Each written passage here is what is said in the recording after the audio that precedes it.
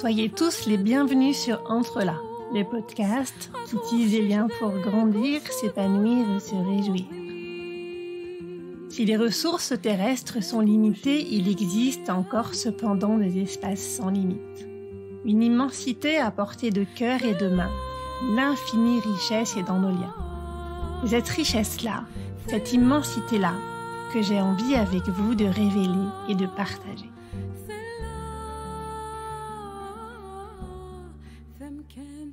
Nos démocraties représentatives occidentales s'essoufflent. De moins en moins de gens votent. De moins en moins de gens ont confiance dans les institutions et les gouvernements. La dictature n'est évidemment pas préférable. Est-ce un risque d'ailleurs qui nous pend au nez si nous nous contentons de laisser faire ? Je ne sais pas. Mais je crois que nous pouvons faire quelque chose pour éviter d'aller droit dans le mur. Nos institutions s'essoufflent, c'est peut-être aussi qu'elles ne sont pas adaptées au monde volatile, complexe, ambigu, chaotique qui est devenu le nôtre. Nos institutions sont incapables d'agir efficacement face à l'effondrement de la biodiversité et au dérèglement climatique, et peut-être qu'elles n'ont pas les bons outils. Voilà l'hypothèse que je vous propose d'explorer aujourd'hui avec Olivier Zara. Olivier est un expert de l'intelligence collective. Après avoir mis en place des méthodes qui sont utilisées avec succès dans les organisations, il s'est intéressé à nos démocraties. Il a réalisé qu'elles sollicitaient très peu, voire pas du tout, l'intelligence collective. Il a donc proposé 8 grands principes pour réinventer nos démocraties et les adapter à la bonne gestion du monde qui vit. Pour introduire notre discussion, je vous partage 2 citations. La première. Face à la crise climatique, les élus savent très bien ce qu'il faudrait faire. Mais ils ne savent pas comment être réélus s'ils le font. Jean-Claude Juncker, ancien président de la Commission européenne. Deuxième citation. Le pire des maux est que le pouvoir soit occupé par ceux qui l'ont voulu. Platon. Très bonne écoute, cher auditeur. Ce podcast est pour toi. Entre là.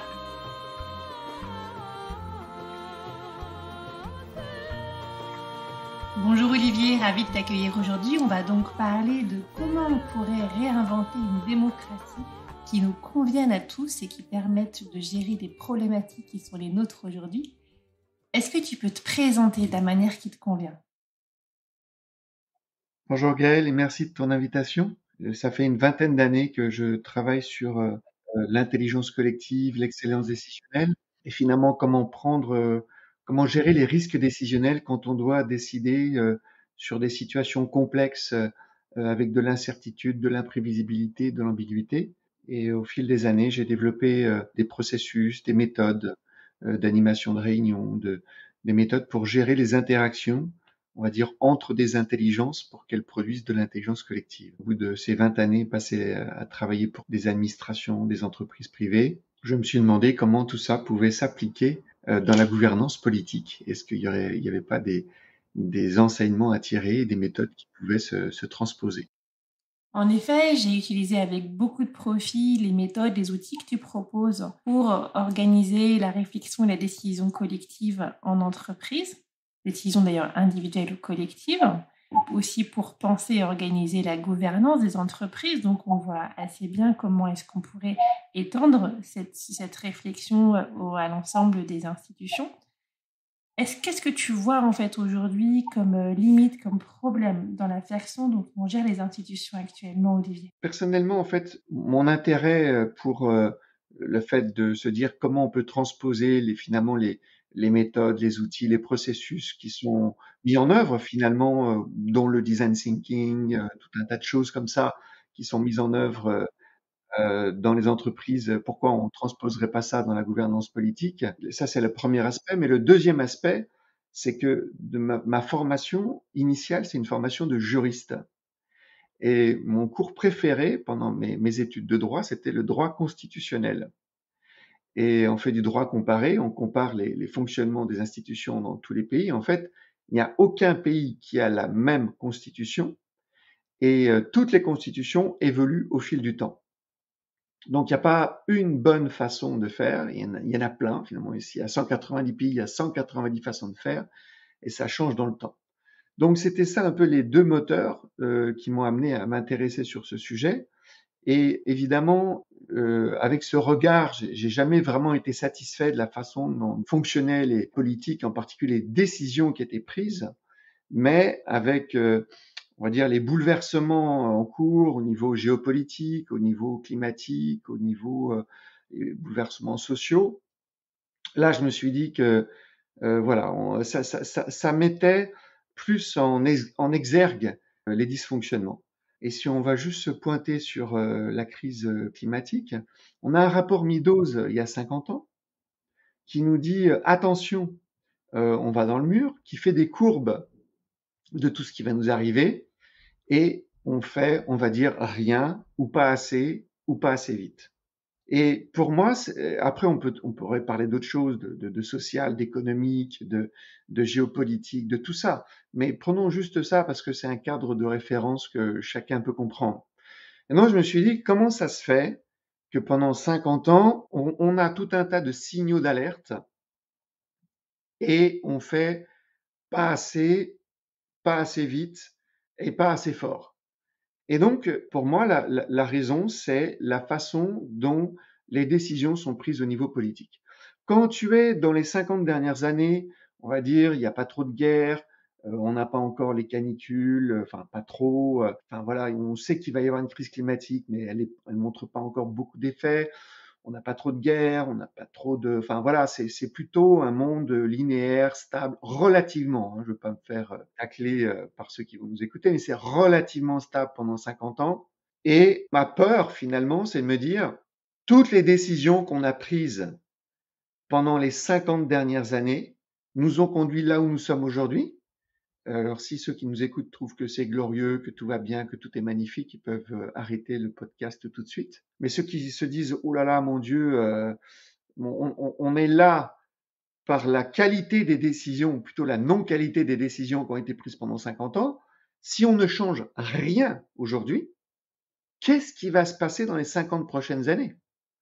Et on peut se dire qu'on a besoin de prendre des bonnes décisions pour essayer de limiter la crise. On peut se dire qu'il faut prendre des bonnes décisions pour s'adapter au nouveau contexte. On peut aussi dire qu'il faut prendre des bonnes décisions pour ne pas reproduire, hein, c'est-à-dire se retrouver une nouvelle fois dans une situation comme celle d'aujourd'hui. Voilà. Et donc là, ça a été pour moi le moteur de me dire qu'est-ce qui dysfonctionne aujourd'hui dans les démocraties et qu'est-ce qu'il faut faire pour atteindre l'excellence démocratique. Donc la première bonne décision, ça serait de savoir comment est-ce qu'on prend des décisions efficaces, utiles, intelligentes. Voilà, tout à fait. Et donc dans mon livre, j'ai identifié 8 principes, en fait, 8 approches de la gouvernance qui permettraient, voilà, d'améliorer la qualité de la gouvernance et en particulier d'être plus efficace dans la prise de décision dans les 50 prochaines années pour que nous soyons plus résilients, pour qu'on s'adapte plus vite et surtout, la sagesse, c'est de ne pas reproduire les erreurs, de ne pas se retrouver, alors là aujourd'hui c'est le climat, mais demain ça pourrait être autre chose, dans une situation, on va dire difficile, hein, je ne veux pas augmenter l'éco-anxiété ou d'autres choses comme ça, mais dans une situation difficile sur un autre sujet, voilà, sur un autre sujet qui ne serait pas le climat, mais qui serait autre chose dans 50 ans. Et effectivement, au cœur du réacteur, il y a la prise de décision. Et aujourd'hui, cette prise de décision, elle se fait avec des rapports d'experts. Donc, qu'est-ce qu'on fait un rapport d'experts? C'est quoi? C'est la thèse, antithèse, synthèse, des experts qu'on interroge chacun de leur côté. Hein. Puis après, on dit, bah voilà, il y en a la moitié qui pense ça, l'autre qui pense l'inverse, et puis la synthèse, c'est ça. On fait des sondages d'opinion. Ah ben, les gens sont d'accord pour prendre un avion. Bon, alors on fait. Bah non, les gens veulent pas. Bon, alors on fait pas alors. On fait des sondages d'opinion. Éventuellement, on va faire une convention citoyenne dans lequel on va avoir des gens effectivement qu'on va faire monter en compétences, qu'on va conscientiser pendant 1 an ou 2 ans. Et après, eh ben, on les aura tellement chauffés sur c'est la catastrophe et voilà les 1000 solutions possibles et puis ils vont en prendre 135 dedans ou 150 ou 200 et tout ça en piochant dans une sorte de catalogue de solutions. Et quand ça sort, évidemment, comme on n'a pas co-construit, comme on n'a pas hybridé, comme on n'a pas intégré toutes les contraintes de chacune des industries qui va être impactée par les mesures qui sont proposées, pour pas avoir 50 000 personnes au chômage en 24 heures, pour pas avoir Air France racheté par Lufthansa. Donc, c'est de la juxtaposition d'idées. Donc, les sondages, les rapports d'experts, les conventions citoyennes du climat où on prend des gens, effectivement, c'est super. On a conscientisé que une centaine de citoyens. On n'a pas conscientisé 50 ou 70 millions de Français ou de gens dans le monde. Donc, à un moment donné, évidemment, ça va apparaître. Et les propositions n'ont pas été reprises par le gouvernement. Un certain nombre ont été reprises et finalement celles qui étaient les plus lisses ou voilà. Et puis la dernière chose qui est encore plus grave, eh bien c'est le fonctionnement de la démocratie qui est par essence court-termiste parce que si tu commences à dire ben voilà mon programme c'est terminer les voitures, vous prendrez l'avion 4 fois dans votre vie, vous allez plus de plastique, maintenant il faudra c'est du verre, plus de machin, plus de trucs, plus de bidules. Bon ben qu'est-ce qui se passe? Ben tu vas pas être élu et tu te dis, bah, si je dis la vérité sur ce qu'il faut faire, bah, c'est les populistes ou les extrémistes qui sont en compétition avec moi qui vont être élus. Voilà. Donc le côté court-termiste, le côté dès que je suis élu, je suis de nouveau en réélection. Hein, Jean-Claude Juncker, l'ancien président de la Commission européenne, c'est une citation que je mets dans mon livre, dit les élus savent exactement ce qu'il faut faire pour gérer la crise climatique, mais ils ne savent pas comment être réélus s'ils le font. Tout est dit. Tout est dit. Donc ce côté pression, démocratie, en fait, la démocratie est pas court-termiste par essence en tant que telle. Elle est court-termiste puisque on est en réélection tous les 4-5 ans. Donc ton horizon temporel, c'est 4-5 ans. Or, il y a des crises géopolitiques, climatiques, sociales, etc., qui sont sur des horizons longs. Voilà. Donc du coup, une de mes propositions, c'est de faire des mandats longs pour pouvoir gérer des problèmes sur le long terme. Voilà. Alors après, évidemment, on dit ah ben si c'est long, ça devient la dictature, etc. Puis on oublie que Merkel, 16 ans au pouvoir, Mitterrand encore plus, Macron, juste lui, il aura fait 10 ans quand il aura terminé. Donc voilà, il y a puis il y a des gens à l'Assemblée nationale qui font des fois 30 ans. Hein, ils sont élus, réélus pendant 30 ans. Donc, moi, je dis pas d'aller sur des mandats de 30 ans, mais il y a un moment donné où on a besoin d'avoir un peu de vision sur le long terme. Et tu penses que c'est la raison pour laquelle, alors que pendant 50 ans, 30 glorieuses, d'un peu de choc pétrolier, mais pas si dramatique que ça, on n'a rien fait, alors qu'en fait, c'est plus facile d'agir quand le monde est à peu près stable et prévisible. Plus il va être instable et imprévisible, plus ça va être difficile d'agir de manière juste. Et donc la raison, toi ton analyse, c'est que la raison pour laquelle dans un monde relativement prévisible, on n'a rien fait, c'est parce que les gens pensaient qu'à la prochaine élection, plutôt que d'agir pour le bien commun. Bah, alors c'est vrai que c'est ça qui est dramatique, c'est que en fait on a des biais cognitifs et un des biais c'est le biais pour le présent. Le biais pour le présent, ça nous vient de la préhistoire, hein, c'est des origines de l'humanité. On ne réagit qu'au danger immédiat. Voilà. Les gens, tant que leur jardin n'a pas brûlé par un incendie de forêt, tant que leur maison n'a pas été emportée par une inondation, tant qu'ils suffoquent pas de la chaleur dans la rue, c'est pas un danger immédiat. Nous, on est calibré mentalement pour quand il y a un lion en face de nous, pas trop réfléchir et courir le plus vite possible dans la direction opposée du lion. Donc, un des raisons majeures de la crise climatique et finalement de toutes les crises qu'on vit, c'est ce manque d'anticipation qui est lié à un biais cognitif qui est que tant que le danger n'est pas immédiat et important, je ne fais rien. Et les gens se disent ouais, alors le rapport Meadows, attention, ça va être l'étouffoir, toute la terre va brûler, machin, etc. Mais pour l'instant, regarde, il fait frais, même j'ai eu froid cet hiver. Donc, c'est quoi cette histoire de réchauffement climatique? Donc, tant qu'on n'a pas souffert, tant qu'on ne voit pas un danger immédiat, on ne fait rien.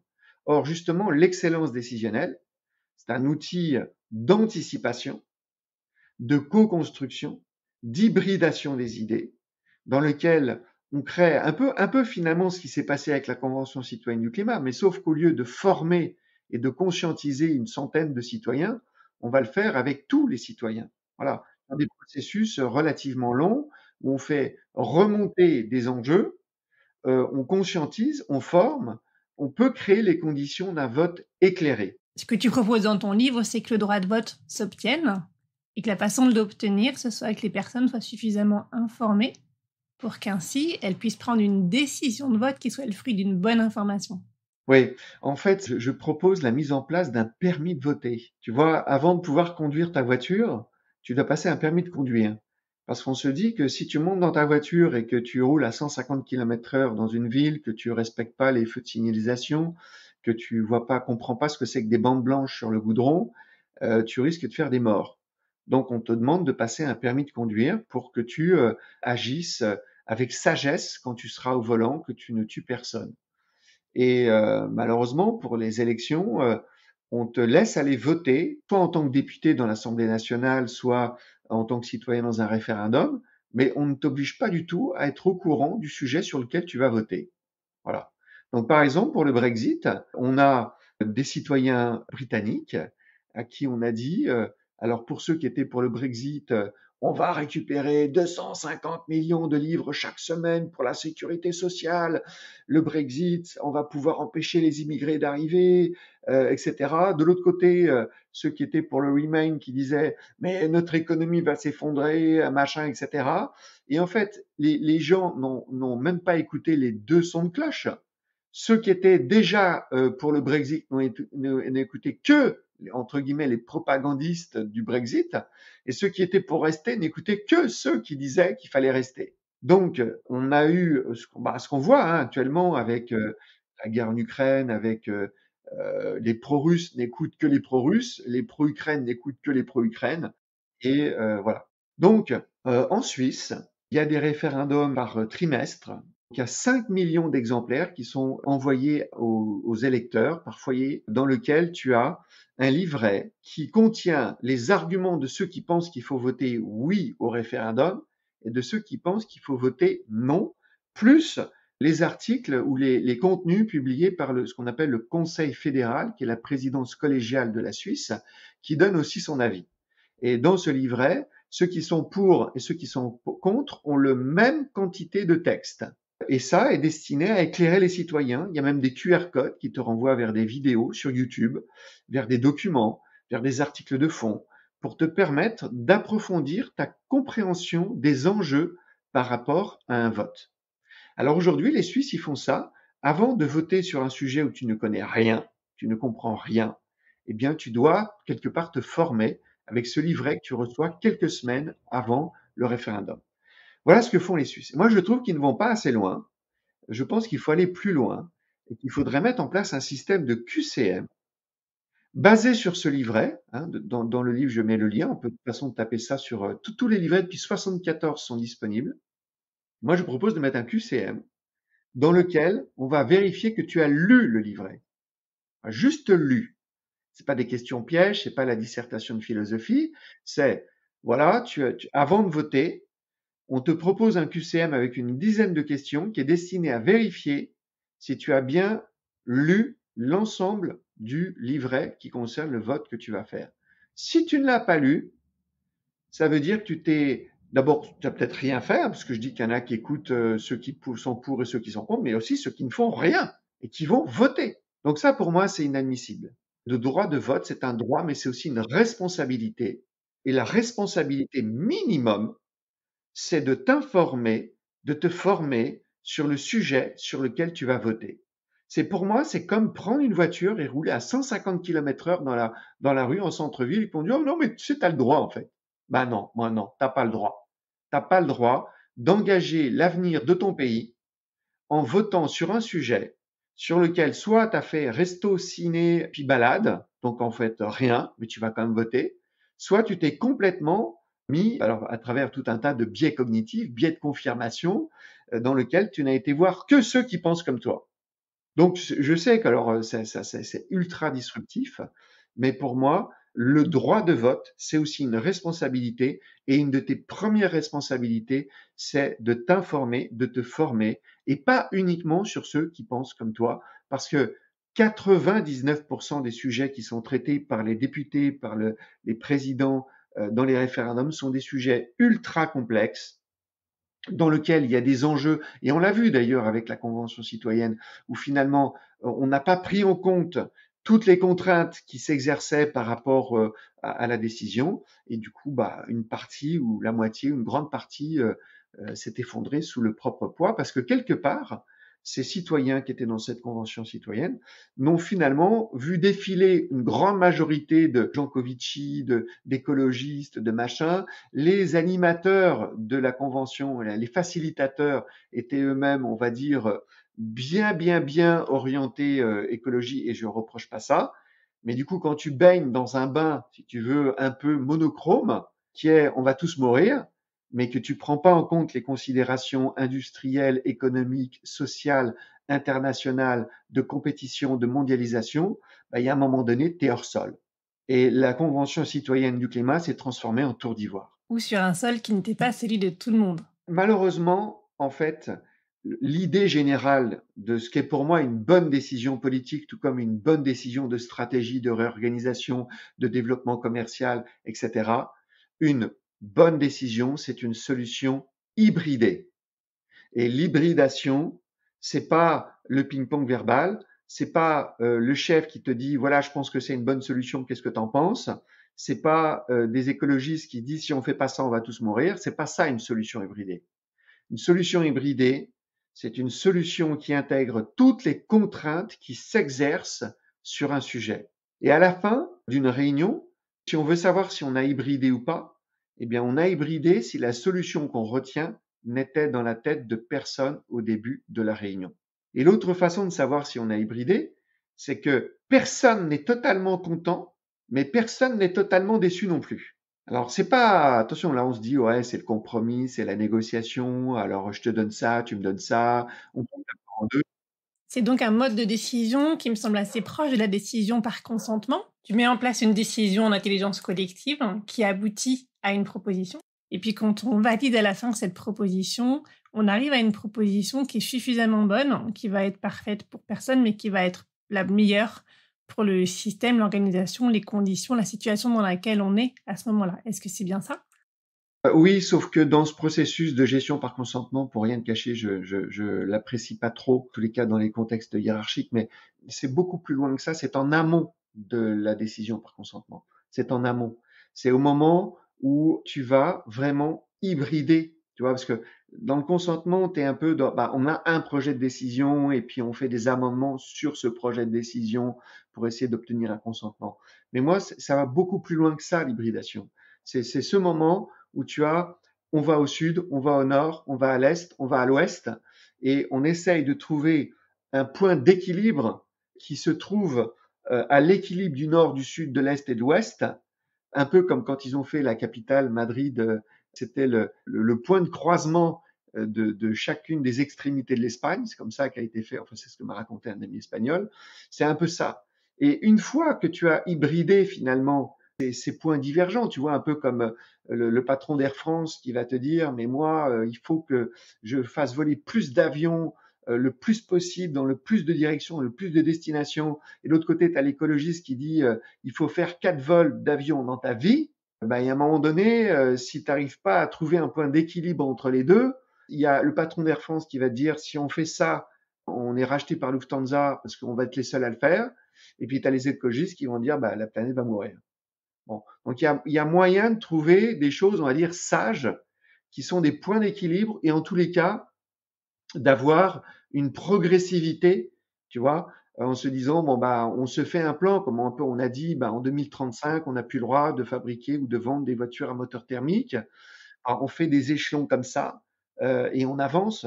Voilà. Et effectivement, si dans les 50 dernières années, hein, on avait anticipé la chose et qu'on avait progressivement, on pouvait innover pendant 50 ans, on pouvait amener les choses progressivement, faire une transition tranquille. Et là, évidemment, on va se faire une transition brutale. Voilà, on va se faire une transition brutale parce que on a eu les biais cognitifs qui nous ont poussés à l'inaction. Maintenant, on risque, si on continue comme ça, de ne pas avoir suffisamment d'hybridation et quelque part d'aboutir à un faux consentement. Donc, l'idée, comme je disais tout à l'heure, c'est que quand tu sors d'une réunion avec des solutions hybridées, Les gens se disent, il y a un bout de mon ADN là-dedans. C'est pas exactement ce que je voulais, mais il y a un bout de mon ADN là-dedans et donc je me reconnais quand même un peu dans la décision. Et parce que chacun a écouté chacun, je comprends finalement le monde de l'autre. En fait, parce que chacun, le citoyen, l'industriel, le salarié, le retraité, il voit le monde d'une certaine manière et puis il le voit en fonction de ce qu'on appelle le biais d'intérêt, hein, le biais cognitif d'intérêt. C'est quand tu penses que la solution que tu proposes est dans l'intérêt de tout le monde alors qu'elle n'est que dans ton intérêt. Mais si on te faisait passer au détecteur de mensonges et qu'on te disait, tu es sûr que cette solution n'est pas dans ton intérêt unique, parce que tu n'arrêtes pas de dire que c'est dans l'intérêt de tout le monde, eh bien, au détecteur de mensonges, la personne dirait non, non, je pense que ce que je dis est dans l'intérêt de tout le monde, et le détecteur de mensonges dirait cette personne dit la vérité. Parce qu'elle n'a aucune conscience que sa proposition qu'elle dit et qu'elle proclame être dans l'intérêt général n'est en fait que dans son intérêt. Et c'est ça le problème des sujets complexes, c'est que dans les sujets complexes, et par exemple, on va reprendre l'exemple de la crise climatique, bah, tu as une dimension environnementale, politique, sociale, économique, etc. Tu as plein de dimensions. Chacun voit le monde à travers le prisme de sa situation, de son expertise.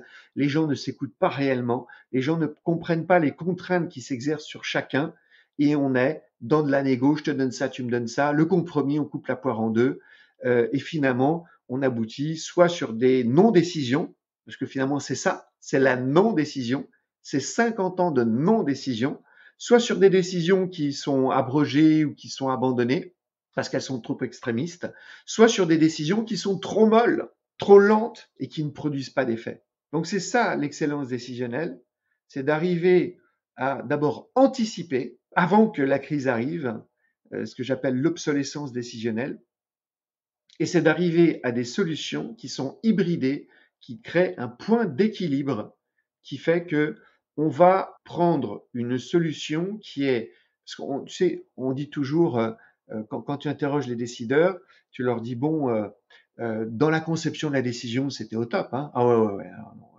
la conception de la décision, là, on était super bon. Je dis, mais est-ce que tu as eu des problèmes dans l'exécution de la décision? Ah ouais, ah oui, ah non, non, dans l'exécution, c'est vrai, hein. Ah, on doit faire de la conduite du changement, les gens y résistent, etc., machin. Voilà. Donc, moi, je dis, une décision géniale que tu as du mal à mettre en œuvre, elle est peut-être pas aussi géniale que ça. C'est vrai que ça, on en a tous les deux l'expérience, aussi bien dans des collectifs que des associations, que des entreprises, que d'autres types d'organisations. Une décision qui a été prise vraiment en intelligence collective, comme tu le proposes, elle pose pas de souci dans son exécution, dans sa mise en œuvre. Exactement. Et c'est ça que doit atteindre la gouvernance politique comme la gouvernance d'entreprise. C'est que c'est bien de faire des trucs géniaux parce que tu as un gros quotient intellectuel, tu as un statut avec beaucoup de pouvoir, et puis tu as beaucoup d'ancienneté, mais et ta décision, elle est géniale, tu le sais qu'elle est géniale. Mais si elle n'est pas bien exécutée ou si elle suscite de la résistance ou que, eh ben, elle n'est pas aussi géniale que ça, nos énarques, nos grandes écoles, ils font du génial, mais après, eh ben, tu as l'exécution. Et l'exécution, ça résulte de la conception. Des problèmes dans l'exécution d'une décision, c'est l'aveu d'un échec dans la conception de la décision.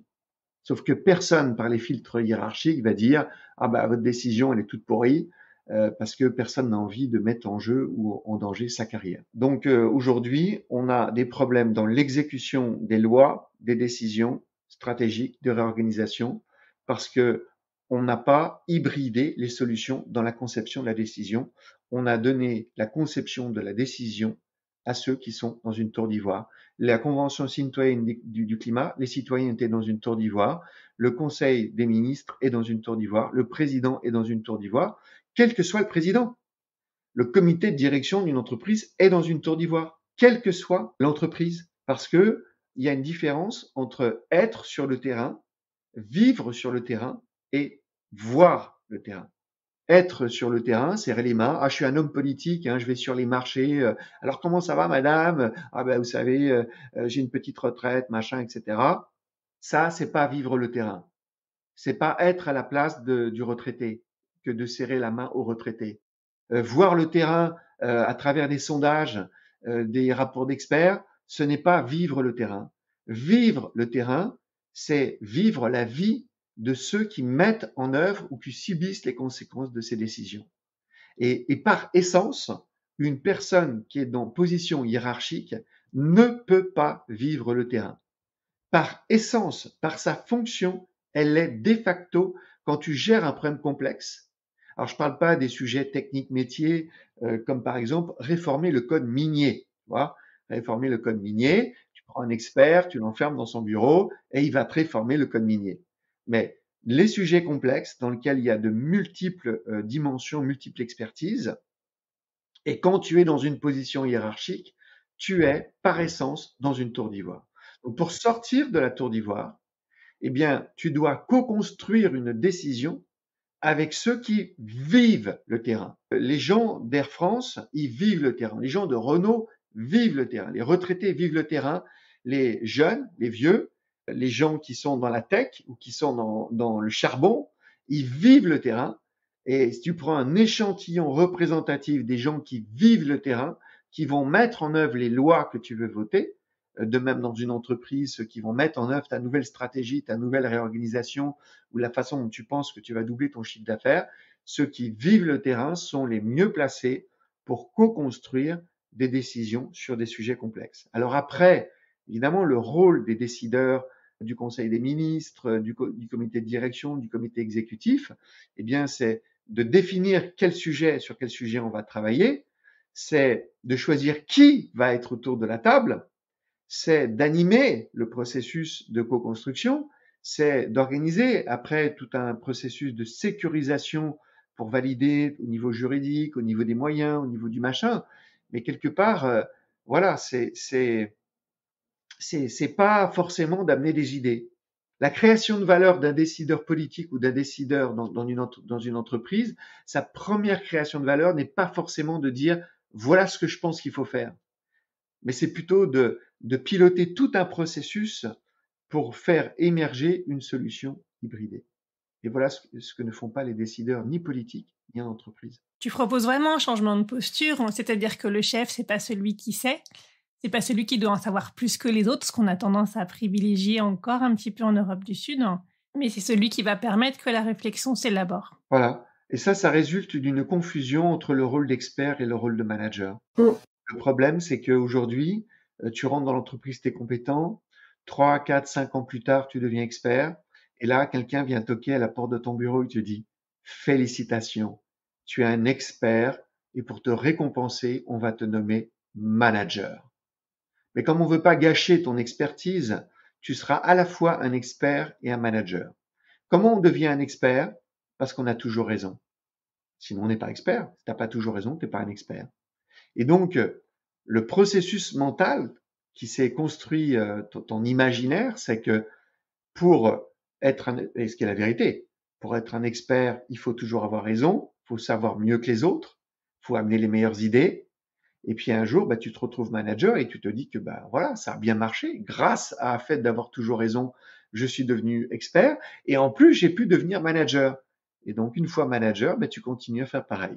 Dans les réunions, au début de la réunion, tu essayes de démontrer à tous les autres que leurs idées sont moins bonnes que la tienne. Tu vas parler en premier, tu vas donner tes solutions, tu vas recadrer, tu vas tirer sur toutes les idées qui sont différentes de la tienne parce que ton statut de manager vient de ton statut d'expert dans lequel tu es devenu expert en ayant toujours raison.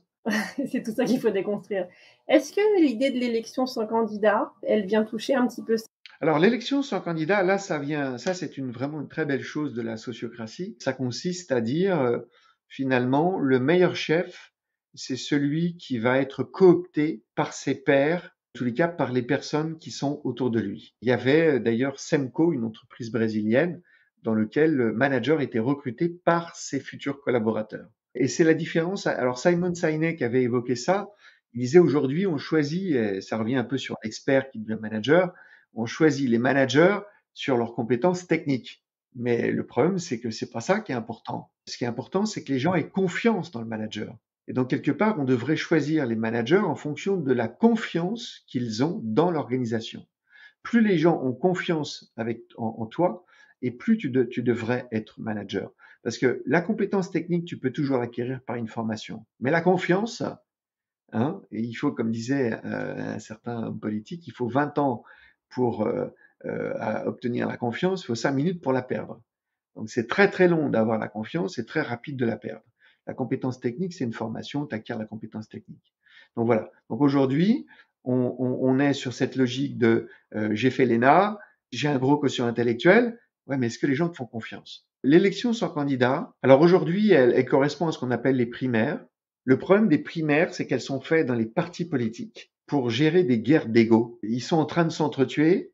Ils veulent tous être candidats à droite, ils veulent tous être candidats à gauche, ils veulent tous être candidats au centre. Donc on va faire des primaires pour en tuer quelques-uns, voilà, et puis qu'il en reste plus que un. Donc l'élection sans candidat à mode primaire pour gérer les égos, ça c'est vraiment, ça sert à rien. Voilà. Enfin, c'est pas ça la façon de faire émerger la confiance. Donc moi, ce que je propose, c'est de mettre en place l'élection sans candidat, mais que ça soit organisé par l'État, en fait. Tu vois, de même qu'il faut 500 signatures aujourd'hui pour pouvoir te présenter à l'élection présidentielle en France, eh bien, l'État organise la collecte des, enfin, pas organise, mais en tous les cas, vérifie les signatures, etc. Donc, il y a toute une procédure administrative, tout comme une élection, ça veut dire qu'il faut des bulletins de vote, il faut des listes électorales, etc. Il y a toute une logistique qui est faite aujourd'hui pour organiser des élections. Eh bien, pour moi, aujourd'hui, l'État devrait organiser une cooptation, ce qui signifie la chose suivante. Ça signifie que des citoyens comme toi, comme moi, vont se dire, ben voilà, il y a par exemple Jean Covici qui ne veut pas du tout se présenter à l'élection présidentielle, mais moi je pense que c'est quelqu'un qui est digne de confiance, c'est quelqu'un qui a un talent, qui a montré son engagement pour la cité, et j'aimerais que cette personne soit candidate alors même qu'elle ne veut pas être candidate. Et si d'autres personnes comme moi pensent qu'elle devrait être candidate et qu'on organise une élection sans candidat dans laquelle il y a 50, 100, 200, 200 000, 3 millions, 4 millions, 5 millions, tout d'un coup il y a 6 millions de personnes qui disent nous pensons, je prends Jean Covici parce que pas mal de gens le connaissent, hein, mais on pourrait prendre le patron d'une ONG, un agriculteur qui a agi pour je sais pas quoi, un prêtre, un général, bref. Et ben cette personne-là, peut se dire, bah, disons, j'ai quand même 4 millions ou 5 millions de personnes qui pensent que je pourrais mettre mon talent au service du bien commun, de l'intérêt général. Et c'est d'amener cette personne qui n'a pas un ego suffisant pour se dire, pourquoi moi, je sais ce que les Français pensent, je sais ce que les Canadiens pensent, je sais ce qu'il faut faire. C'est des gens pensent que mon talent pourrait être utile à la société. On dit il faut des bonnes décisions, mais il faut aussi des bons décideurs. Et un bon décideur, c'est quelqu'un qui a acquis la confiance des personnes qui vont appliquer les décisions qu'il va prendre. Évidemment, il va appliquer la construction, l'hybridation et l'excellence décisionnelle, mais il faut avoir un bon processus décisionnel et il faut avoir un bon processus de sélection des gouvernants. Et aujourd'hui, malheureusement, on a des gens, alors je généralise, hein, je vais me faire tacler, mais globalement, le mode de sélection est trop sur l'expertise technique, trop sur l'expertise technique. Là, on disait, oh bah, attends, on a un ministre d'éducation, il connaît rien à l'éducation. Non, justement, là, on est en train de dire, il faut prendre les meilleurs experts pour être décideur, mais non, pas oui sur les sujets compliqués, oui sur des sujets techniques compliqués, métiers. Mais l'éducation, quand tu es ministre d'éducation nationale, tu es dans un écosystème avec les universités, avec les entreprises, avec les contraintes budgétaires du ministère de l'économie, etc. Donc, on veut de toi quelqu'un qui sait prendre des décisions sur des sujets complexes. On veut surtout pas que tu sois un super expert. On veut que tu sois un super décideur et que tu sois capable d'avoir évidemment un minimum de compétences techniques, mais que tu peux acquérir et que tu sois capable d'avoir une vision globale de la situation pour trouver justement ce que j'appelais ce point d'équilibre. Donc, des bons décideurs, des gens en qui on a confiance. Et là, ça va complètement changer la donne. Et tu as un projet pour ça? Oui, ouais, ouais, ouais. J'ai un projet parce que pour moi, le pouvoir rend fou. C'est démontré scientifiquement. En tous les cas, plus tu l'exerces, plus ça rend fou. Que la complexité nécessite de l'intelligence collective. Elle décide de l'intelligence collective, pas seulement tout en bas de la pyramide, mais également tout en haut.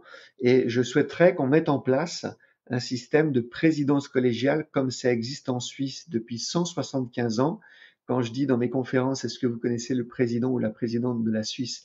Personne ne sait me répondre, parce que depuis 175 ans, le gouvernement de la Suisse est également la présidence de la Suisse. Ils sont 7 et il n'y a pas un gouvernement et une présidence. Le gouvernement est la présidence est le gouvernement. Donc aujourd'hui, tu as 3 femmes et 4 hommes en Suisse qui sont à la fois coprésidents et ils sont également ministres d'un sujet, la défense, l'éducation, l'économie. Donc ils cumulent en fait un poste de coprésident et de ministre. Ils sont 7 et c'est un peu comme si on disait que le gouvernement, alors ils sont beaucoup trop là en France, mais c'est un peu comme si on disait que le gouvernement de la France actuelle, mais dans un format beaucoup plus réduit, deviendrait un gouvernement et une présidence. Voilà. J'ai effectivement un projet dans ce sens. Alors c'est dans le livre, hein, je propose ça dans le livre, et j'aimerais que dans 4 ans, on puisse proposer que les instituts de sondage puissent proposer évidemment le candidat de l'extrême droite, de l'extrême gauche, du centre, de la droite, de la gauche, etc. Mais qu'on puisse également demander aux citoyens français, voilà, vous avez une dizaine d'individus qui se présentent tout seuls en disant je veux être la présidente ou le président de la France. J'aimerais que les instituts de sondage proposent une liste. Alors moi, par rapport à la Suisse, je serais plutôt pour 4 coprésidents. J'aimerais qu'il y ait une présidence collégiale pour la France dans 4 ans, qui ait 4 femmes, 4 hommes, qui seraient à la fois la présidence et le gouvernement, et qu'on offre l'option aux Français de est-ce que vous voulez voter pour l'extrême droite, la gauche, une personne, ou pour 8 talents. 8 talents. Voilà. Alors, en Suisse, ces 7 coprésidents sont choisis pour être un peu une sorte d'échantillon représentatif des forces politiques en présence. Donc, tu as un peu de gauche, un peu de droite, un peu du centre. Et là, je sais pas trop, en fait, si... je pense que c'est pas mal, cette idée d'avoir une présidence dans laquelle tu as un peu... D'ailleurs, c'est un peu ce qu'a fait Macron, hein. Il y a un peu de droite, un peu de gauche, un peu du centre. Donc, ça peut être ça. Une présidence collégiale, ça peut être aussi des gens qui sont très marqués à droite ou très marqués à gauche. Ça peut être des gens qui ont envie de travailler ensemble ou pas. En Suisse, c'est pas le cas. En Suisse, tu fais partie d'un quota et tu te retrouves coprésident avec des gens que tu connais pas, avec qui t'as pas travaillé. Donc c'est pas grave, hein, parce que les équipes peuvent se détruire, les groupes peuvent devenir des équipes. Donc voilà. Donc c'est ça le projet, c'est d'avoir une liste de 100 noms, de 100 talents, avec cette contrainte, c'est que ces gens ne veulent pas se présenter à la présidence de la France. Voilà. C'est le critère de choix pour pouvoir rentrer dans la... Alors, c'est dans le cadre de mon projet, hein, c'est un peu du democratic hacking. Évidemment, si je commence à dire on peut être membre d'un parti ou on peut être élu, là on va avoir les 700 000 militants et élus qui vont se jeter sur le machin. Donc là, dans le cadre de mon democratic hacking, ça veut dire essayer de pirater un peu les élections pour porter dans le débat. Et si on faisait autrement pour la gouvernance d'un pays, il faut que finalement les présidences que je vais constituer, les gens ne seront pas élus actuellement, ils ne seront pas membres d'un parti politique actuellement et ils ne veulent pas se présenter à la présidence. C'est les 3 critères pour être dans le truc. Donc j'ai 25 noms pour l'instant et je lance un appel à ceux qui nous écoutent pour nous envoyer un nom d'un talent dont ils se disent cette personne n'est pas élue, n'est pas membre d'un parti politique, mais cette personne, elle pourrait œuvrer au bien commun, servir l'intérêt général, et moi je pense qu'elle devrait faire partie d'une présidence collégiale. Et quand tu auras cette liste de 100 noms, qu'est-ce que tu fais après? Eh ben, je voudrais avoir une centaine de noms, et ensuite je vais constituer une petite équipe dont tu pourrais faire partie pour créer sur les 100 peut-être 1, 2, 3, 4 présidences collégiales avec 4 femmes, 4 hommes. Et puis ensuite, aller voir, donc là j'ai besoin un peu d'aide, hein, parce que je suis biaisé, on est tous biaisés, donc peut-être que ces listes, je vais les mettre, les publier pour dire qu'est-ce que vous en pensez, etc. Attention, alors lui, il va jamais être capable de coopérer avec un tel, ou ce non, attention, il a un casier judiciaire, ou je sais pas quoi. Donc on va un peu voilà faire appel à un petit sondage pour savoir si on n'a pas des trous dans la raquette. Et puis voilà, après il faudra juste aller convaincre des instituts de sondage pour leur dire est-ce que vous accepteriez de sonder les citoyens, pas uniquement sur Mélenchon, Le Pen, le remplaçant de Macron, le futur candidat de LR ou je ne sais pas quoi, mais est-ce que vous accepteriez de mettre une ou deux de nos présidences collégiales et de sonder les citoyens pour leur dire voilà, est-ce que c'est Mélenchon, Le Pen, l'équivalent de Macron ou je ne sais pas quoi, ou c'est 8 personnes qui gouverneraient la France collégialement et qui deviendrait à la fois coprésident, présidente et le gouvernement de la France, comme c'est le cas en Suisse depuis 175 ans. Alors après, les gens disent ouais, mais la Suisse c'est un petit pays, c'est pas pareil. Ok, c'est sûr, c'est un pays qui est mal géré, ils ont des émeutes, les gens sont malheureux, personne n'a envie d'aller travailler en Suisse. Et on voit d'ailleurs les Suisses immigrent en masse. Mhm. Donc c'est comme ça que tu commences à hacker le système. Voilà, alors le hacking du système, il est là, en fait. Alors je sais qu'il y a peu de chance parce que malheureusement, les instituts de sondage. Oui, bien sûr. Après, le monde est en train de changer et il est possible que ce qui n'était pas possible devienne possible. Et puis là, on est dans un moment où on peut vraiment inventer, rêver le monde de demain. Donc, allons-y. C'est de porter le débat et surtout, moi, quand je parle de présidence collégiale, attention, là, ça va être chaud, mais c'est pas juste la présidence d'un pays, tu vois, c'est pas juste la présidence du Canada ou de la France ou de la Suisse enfin la Suisse c'est déjà fait, de la Belgique ou je sais pas quoi, parce que moi j'ai pas une vision. Là, il se trouve que comme je suis français et canadien, c'est plus compliqué au Canada parce que c'est un État fédéral et puis en fait le Québec c'est 7 millions d'habitants sur 3 fois la taille de la France, donc bon ça pourrait créer un choc, tu vois. Si on arrive à faire ça en France, après, dans toute la francophonie, ça va faire un écho. Et donc, les Québécois, les Belges, les Luxembourgeois, les Sénégalais, etc., ils vont se dire, ah tiens, pourquoi pas nous aussi voilà. Donc, l'idée, c'est vraiment de porter la chose dans le débat, de dire, il y a d'autres façons de faire. Et peut-être que 8 talents seraient mieux armés pour gérer la complexité du monde et les crises géopolitiques, climatiques, sociales, etc., qu'on a à gérer pour les 50 prochaines années, qu'une personne toute seule qui, une fois élue, dira les Français pensent ceci, les Français veulent cela, alors qu'en fait, c'est juste lui qui le pense dans son idéologie et dans sa vision du monde. Donc le democratic hacking, c'est ça, c'est d'avoir cette petite opération, une sorte d'opération commando pour créer du poil à gratter, tu vois, ça va un peu gratter. Mais après, on peut avoir dans les mairies, une petite commune de 200 habitants, hein, on dit qu'aujourd'hui ils sont violentés les maires, ils sont agressés. Mais est-ce que ça serait le cas s'il y avait 8 maires, ou 3 maires, ou 4 maires? S'il y avait 2 femmes, 2 hommes? Si voilà, tout de suite c'est plus difficile, tu vois, de venir incarner tout est de sa faute. Le bouc émissaire, il se transforme en bouc émissaire. Il faut prendre un peu de hauteur et arrêter de rendre coupable une personne. Et je pense que si on avait une gouvernance collégiale au niveau des mairies, des régions et du pays, on aurait eh bien des meilleurs décideurs. Et bien sûr, il ne faut pas que des meilleurs décideurs, il faut aussi un bon processus de décision. Et là, ça nous renvoie sur l'hybridation et le début de notre échange. D'ailleurs, ce que tu dis, ça me fait penser aussi à d'autres organisations humaines. J'ai fait un épisode là sur l'organisation des villages ancestraux kabyles. Il y avait un comité de sages comme ça, une direction collégiale. C'était pas les seuls à avoir ça. Et effectivement, quand ils étaient envahis et que des gens venaient les embêter, ils étaient embêtés parce qu'ils savaient pas qui était le chef avec qui ils discutaient.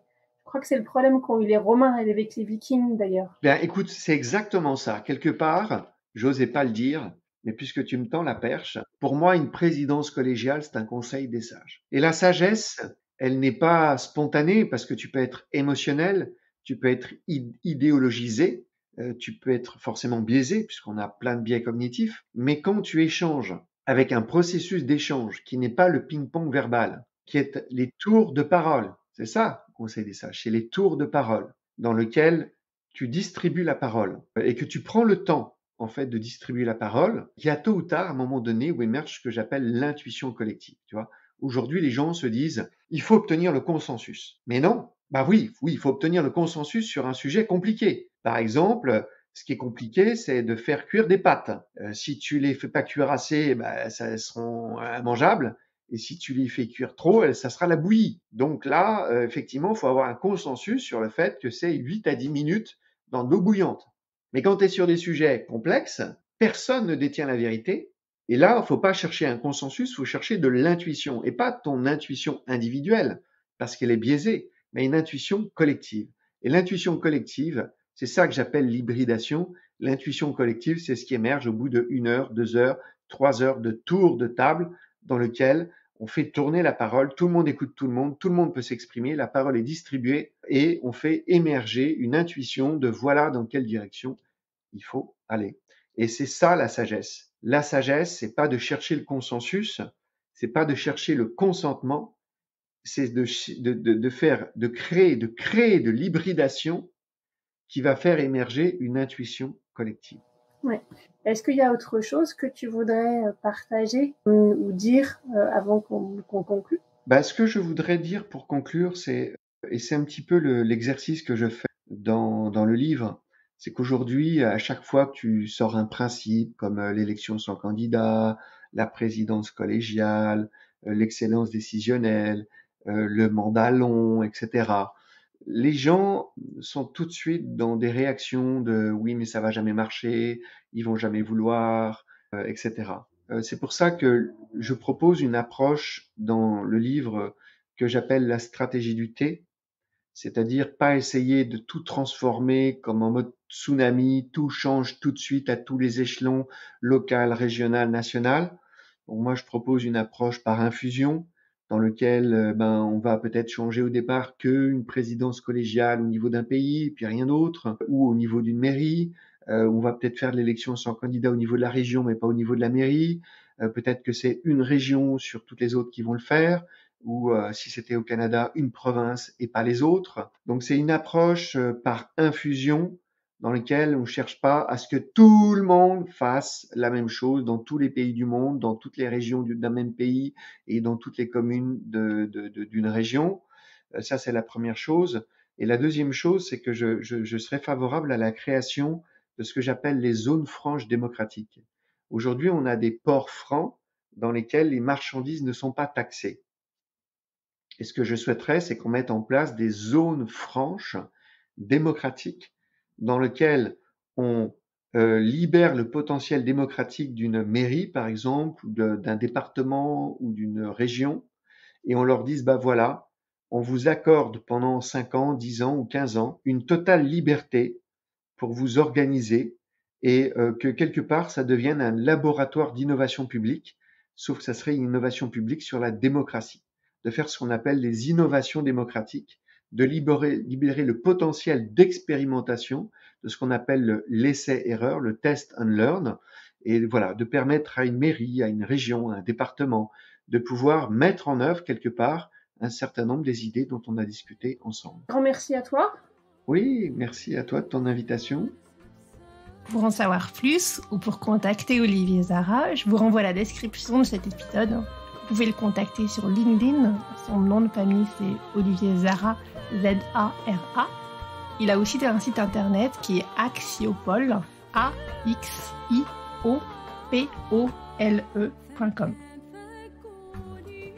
Ce podcast n'est pas seulement le mien, c'est aussi le vôtre, c'est le nôtre. Si vous voulez contribuer, intervenir, proposer, contactez-moi. Si vous avez aimé cet épisode, partagez-le autour de vous, mettez des étoiles pour le noter et abonnez-vous pour ne pas manquer les prochains. À très bientôt!